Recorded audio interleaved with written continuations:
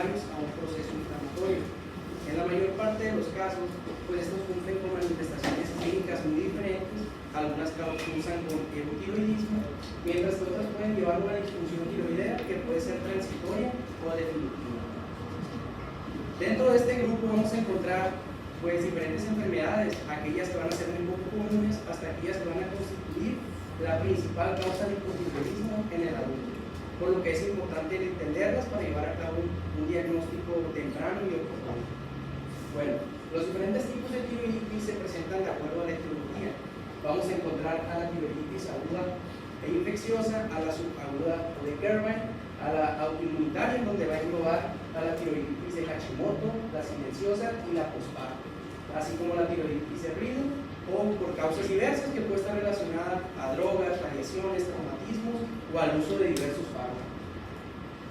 Vamos a comenzar con la tiroiditis infecciosa.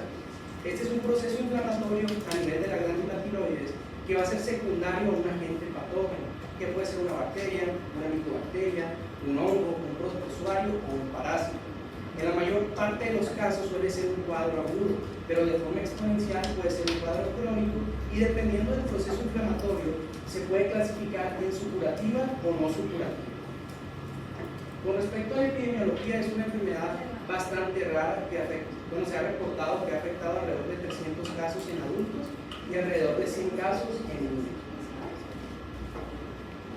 Con respecto a la fisiopatología, algo importante de entender es que un proceso infeccioso a nivel de la glándula tiroides no es común, ya que este es un órgano que se encuentra encapsulado, hipervascularizado y que cuenta con la presencia de yodo, el cual tiene capacidades antimicrobianas y que fortalece al sistema inmunológico.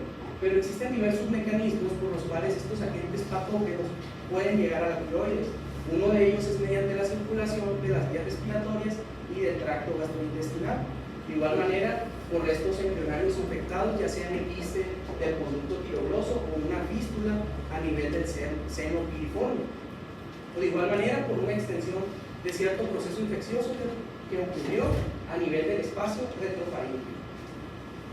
Un factor predisponente para que las personas presenten la tiroiditis aguda infecciosa es que cuenten con una enfermedad tiroidea preexistente, ya sea un bocio, que tengan una tiroiditis de Hashimoto o un CA de tiroides. En el 80% de los casos, el agente patógeno que causa este tipo de tiroiditis en el adulto suele ser el Streptococcus pyogenes o Staphylococcus aureus, mientras que en los niños es el Streptococcus beta hemolítico, anaerobios o hongos como Cándida, Nocordia o Aspergillus. En el estudio patológico va a haber evidencia que el proceso inflamatorio va a estar alterado, al igual va a haber infiltración de polimorfos nucleares y linfocitos y en etapas posteriores presencia de necrosis y formación de abscesos. El cuadro clínico en este tipo de pacientes se caracteriza por un dolor agudo, aumento en el volumen y datos de inflamación en la parte anterior del cuello, como podemos observar en esta imagen. Además, el paciente va a presentar otros signos y síntomas como astenia, adinamia, escalofríos, fiebre, pero no va a haber evidencia de una disfunción tiroidea. Con respecto al diagnóstico, pues se hace un diagnóstico diferencial entre la tiroiditis aguda infecciosa y la subaguda. En este caso, pues, el paciente va a presentar un dolor intenso, datos de septicemia, la concentración de yodo y la función tiroidea van a estar normales. Y de igual manera se deben de considerar otros estudios de laboratorio. En el 80% de los casos, los pacientes van a presentar una leucocitosis. Además, el BCG va a estar aumentado y los estudios de imagen como tomografía, resonancia magnética o ultrasonido, pues van a estar indicados cuando se intente localizar algún absceso en el paciente.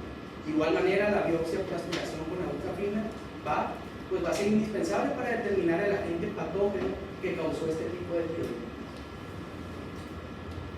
Con respecto al tratamiento, pues aquellos pacientes a los cuales se determina mediante la BAF cuál es el agente patógeno que causó esta enfermedad, pues se tienen que hospitalizar, administrarle antibióticos por vía parenteral. Pero en aquellos pacientes en donde no se logra determinar cuál es el agente patógeno, existen pues los de primera elección. En cuestión de los adultos se recomienda el uso de la gentamicina de 3 a 5 miligramos por kilogramo de peso al día, acompañado de una cefalosporina de tercera generación que puede ser la ceftriaxona en dosis de 1 a 2 gramos cada 24 horas.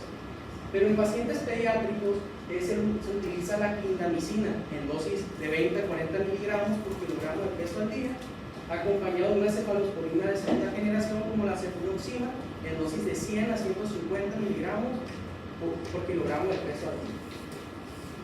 El pronóstico de esta enfermedad pues, es una enfermedad que puede poner en riesgo la vida del paciente, por lo que un diagnóstico temprano y oportuno puede disminuir el índice de mortalidad, el cual disminuyó desde un 20-25% hasta un 8.6% en el siglo XX. Las complicaciones que pueden tener los pacientes a quienes no se les lleva a cabo un diagnóstico y tratamiento oportuno pues son la formación de abscesos, y estos abscesos inducen una septicemia que va a poner en riesgo la vida del paciente.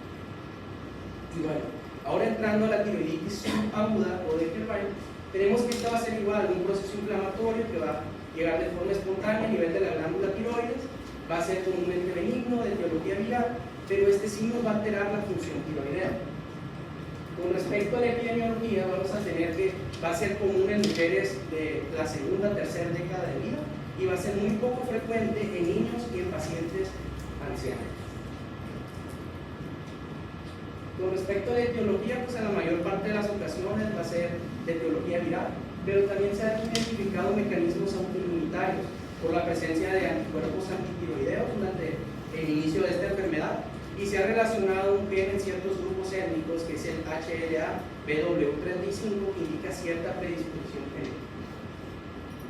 Con respecto a la fisiopatología, pues aquí la glándula tiroides se va a adherir a los músculos adyacentes, va a tener un crecimiento acelerado, un proceso inflamatorio, lo que va a inducir a que haya una deformación a nivel de la estructura folicular.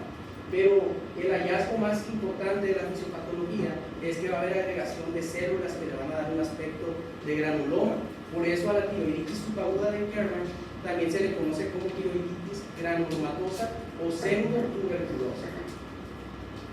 Con respecto al cuadro clínico, tenemos que este se va a distinguir por 4 etapas.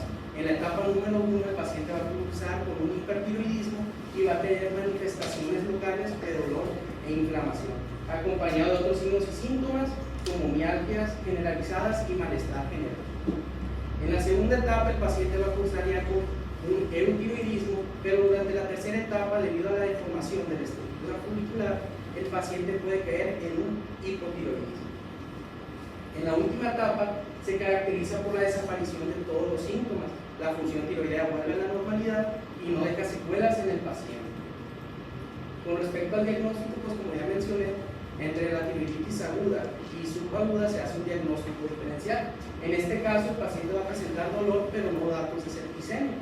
Además, aquí la función tiroidea y la captación de yodo van a estar alteradas. Y tenemos, además, otros estudios de laboratorio que en este caso los pacientes no van a cursar con leucocitosis.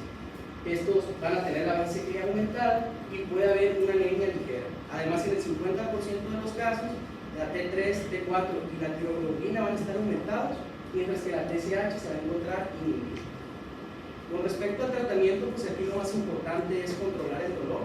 En caso de se recomienda el uso de los AINES, específicamente los salicilatos, pero en casos ya más graves se usan esteroides en dosis antiinflamatorias, que sería la prednisona, 40 miligramos cada 24 horas, de 2 a 4 semanas. Y también se recomienda usar la levotiroxina para inhibir el incremento de la presión. Ahora, hablando sobre la tiroiditis muy común, vamos a mencionar que la tiroiditis de Hashimoto, la enfermedad de Graves y la oligopatía de Graves constituyen lo que es la enfermedad tiroidea muy común, que pues esta va a afectar del 2 al 4% de las mujeres y al 2% de los varones.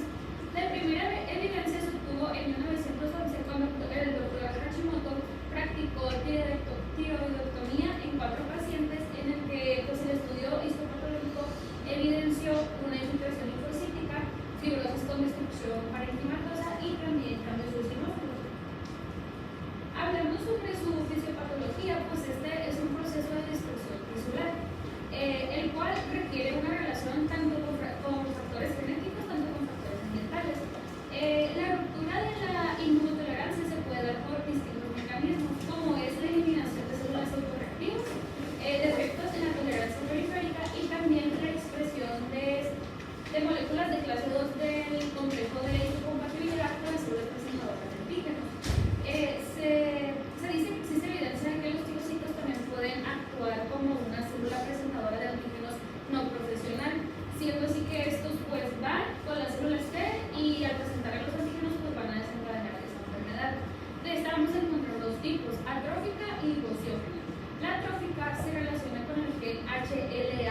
DR3 y la glucosiógena con el HLA-DR5.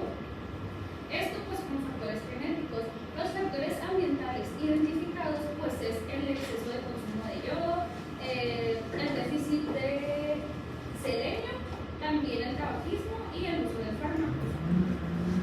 Hablando sobre su patología, pues la tiroides está crecida de un modo asimétrico. El lóbulo de la parte piramidal es el que llega a ser más prominente. Su color se ve pues de un color rosado o amarillento y su consistencia es firme sin estar adherida. En las características, microscópicas pues más importantes es la destrucción, que hay infiltración linfocítica, hay fibrosis en el parénquima y existen folículos tiroideos que están disminuyendo de tamaño. También se presentan células que se les denominan oncocitos, que pues son células grandes con citoplasma granular y se ven de color rosado. En el cuadro clínico, principalmente en la etapa asintomática, pues la función tiroidea es normal. Lo que nos da una evidencia de la patología son los anticuerpos antitiroideos positivos.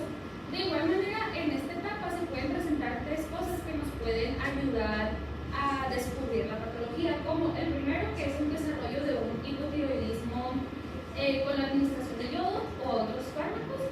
También alteraciones reproductivas como abortos, partos prematuros, muerte fetal, eclampsia, entre otros. También, por ejemplo, las cromosomopatías y otras enfermedades autoinmunes endócrinas.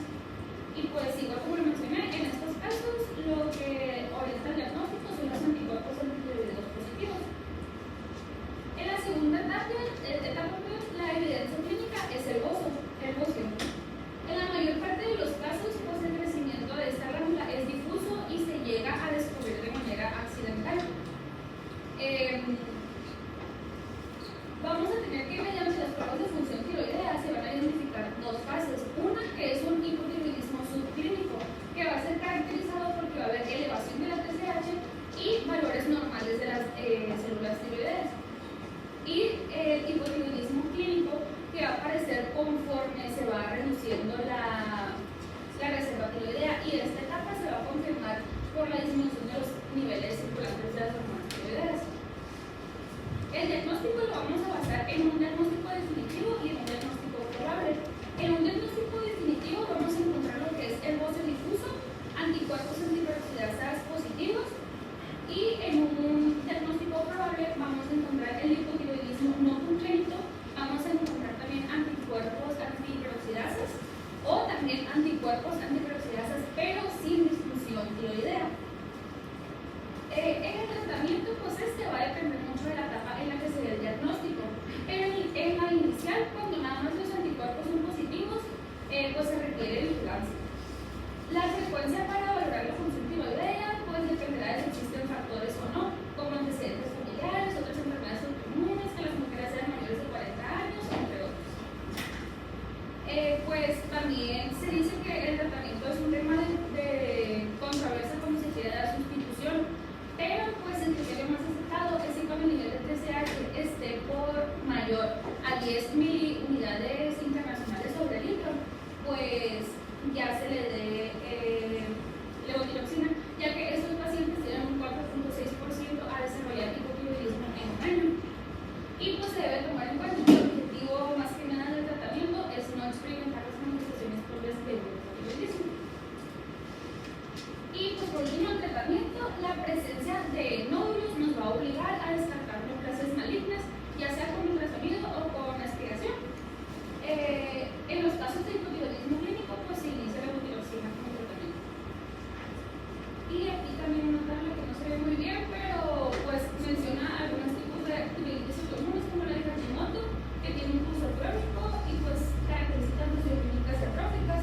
La postpartum, que la vamos a ver, que tiene un curso transitorio y pues características de bocio de la disfunción y las indoloras estomacales.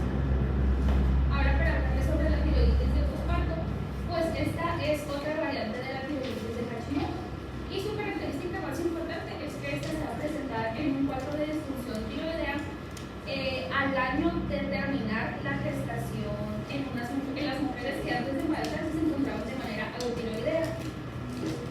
Su etiología, pues el mecanismo por el cual es transitorio todavía se desconoce, pero pues se dice que se trata de mecanismos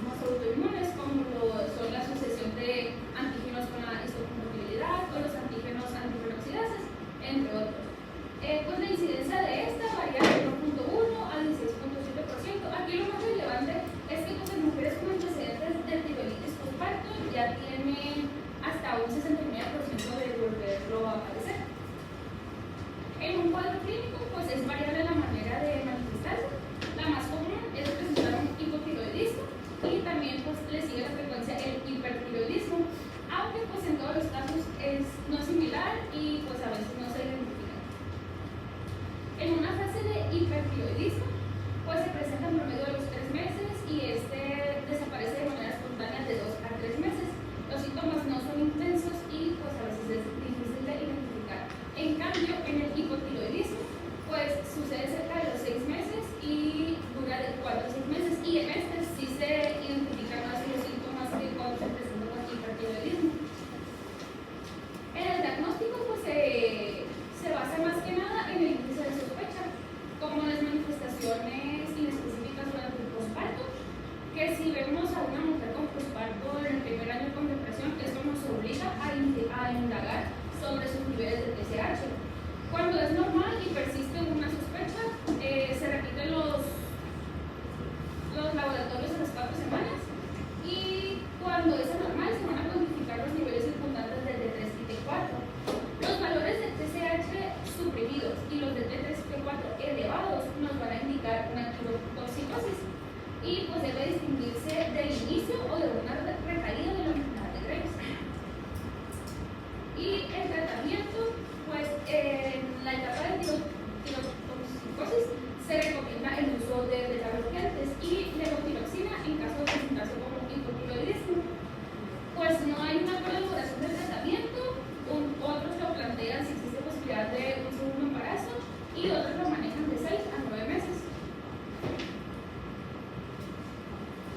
Muy bien, ahora continuamos con la tiroiditis silente, el cual es un trastorno inflamatorio de la glándula tiroides, al igual que los otros, y este también tiene un origen autoinmune. Se encuentra pues clasificada dentro de las tiroiditis autoinmunes. Este se va a caracterizar por tener 3 fases: una fase inicial de hipertiroidismo, luego una fase de hipotiroidismo transitorio y al final una fase de recuperación. Bueno, en su etiología, al igual que la tiroiditis de Hashimoto, se encuentra asociado con el HLA-DR3 y el HLA-R5. No se sabe la causa de que sea transitoria, pero probablemente es causada por una lesión autoinmune subclínica que es desencadenada por un factor ambiental como infecciones, fármacos, otras enfermedades endocrinas y traumas, que cuando este factor desaparece, pues el cuadro de la tiroiditis silente va a desaparecer también. Epidemiológicamente tiene una incidencia de 1 al 23% de los cuadros de hipertiroidismo. Es más frecuente en mujeres con una proporción de entre 1.5 a 2 sobre 1 y es más común entre la tercera y la cuarta década de vida, aunque no es exclusivo, ya que también se ha identificado esta tiroiditis en niños de 5 años y en ancianos de 93. Bueno, en su cuadro clínico, a la exploración vamos a encontrar una glándula tiroides de tamaño normal o ligeramente crecida, la cual se va a encontrar indolora.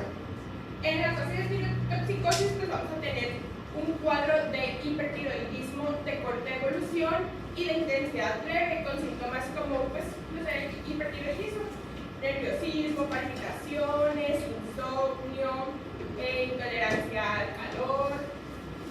En la fase de hipotiroidismo, pues vamos a tener síntomas leves de hipotiroidismo, aumento de peso, debilidad, fatiga, intolerancia al frío, depresión. Y en la fase de recuperación, pues vamos a tener que se va a normalizar la función tiroidea y pues estos síntomas van a desaparecer. Sin embargo, el hipertiroidismo pues, es transitorio, pero sin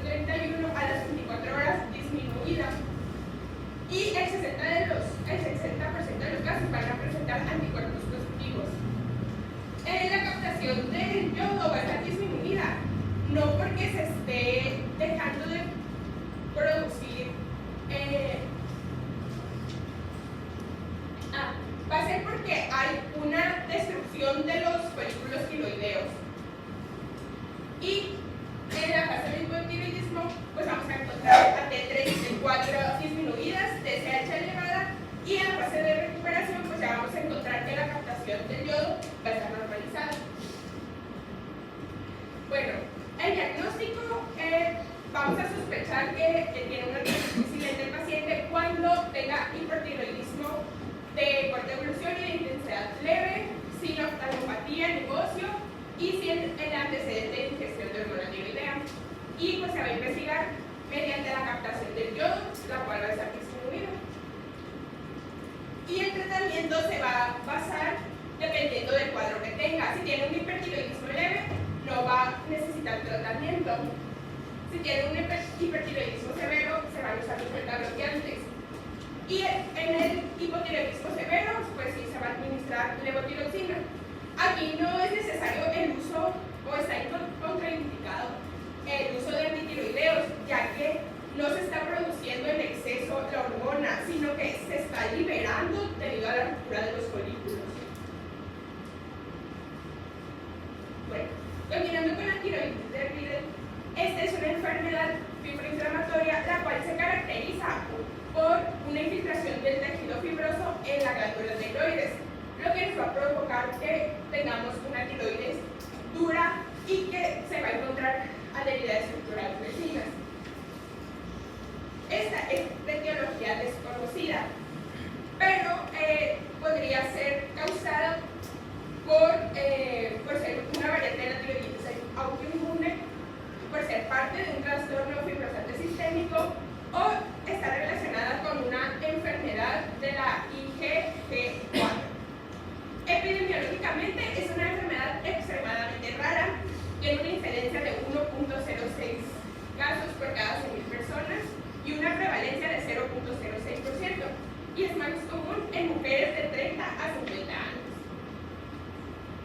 Bueno, pues fisiopatológicamente ocurre una sustitución del tejido tiroideo por tejido fibroso. Esta fibrosis va a afectar a las estructuras vecinas del cuello, como las glándulas paratiroideas, los músculos, los nervios laríngeos y los vasos sanguíneos, y va a provocar pues, que la tiroides se vuelva inmóvil, fija y que adquiera una consistencia muy dura o lechosa. En el cuadro clínico, a la exploración vamos a encontrar una masa en el cuello, pues que es la glándula tiroides o que la involucra, y va a ser indolora y va a tener una consistencia pétrea o muy dura como una piedra. Cuando se encuentran afectadas las estructuras vecinas, pues si se encuentra afectada la tráquea, va a tener disnea el paciente. Si se encuentra afectada el estómago, vamos a tener disfagia. Si se encuentra afectado el nervio laríngeo recurrente, va a haber espidor. Y si se encuentran afectados los senos venosos o si tenemos una afectación vascular, va a haber trombosis. En los exámenes de laboratorio vamos a encontrar, pues en las pruebas de disfunción tiroidea, un hipotiroidismo en el 74% de los pacientes y anticuerpos antitiroperoxidasa positivos en el 90%. En ecografía vamos a encontrar una masa hipovascular hipoecoica que afecta los tejidos extratiroideos, y en ocasiones envuelve a los vasos tiroideos. En una tomografía vamos a encontrar que la masa se va a ver hipodensa y que no se realza con la demostración de contraste. Y en la tomografía por emisión de positrones muestra una captación intensa en las zonas de inflamación y es especialmente útil para diagnosticar zonas remotas de fibrosis. El diagnóstico definitivo de la tiroiditis va a ser exclusivamente con la biopsia. Y pues aquí podemos ver una tomografía en donde pues podemos ver que se encuentra muy voluminosa. También tenemos estos criterios diagnósticos de Wurner, que son 4 criterios. El A sería un proceso fibroinflamatorio que involucra toda o una parte de la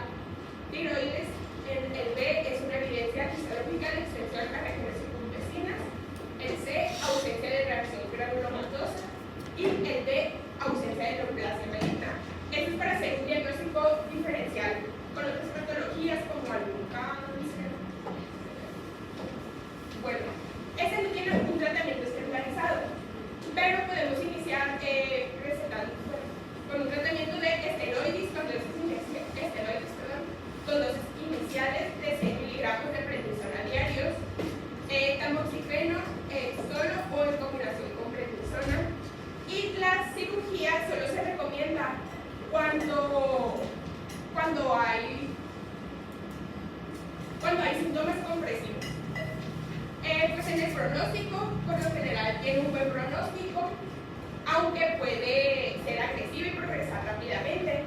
Y pues aumenta la mortalidad debido a la compresión traqueal. Y pues, gracias.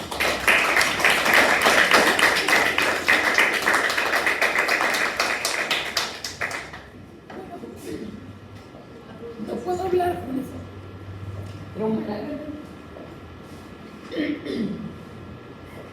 Hasta ahorita completamos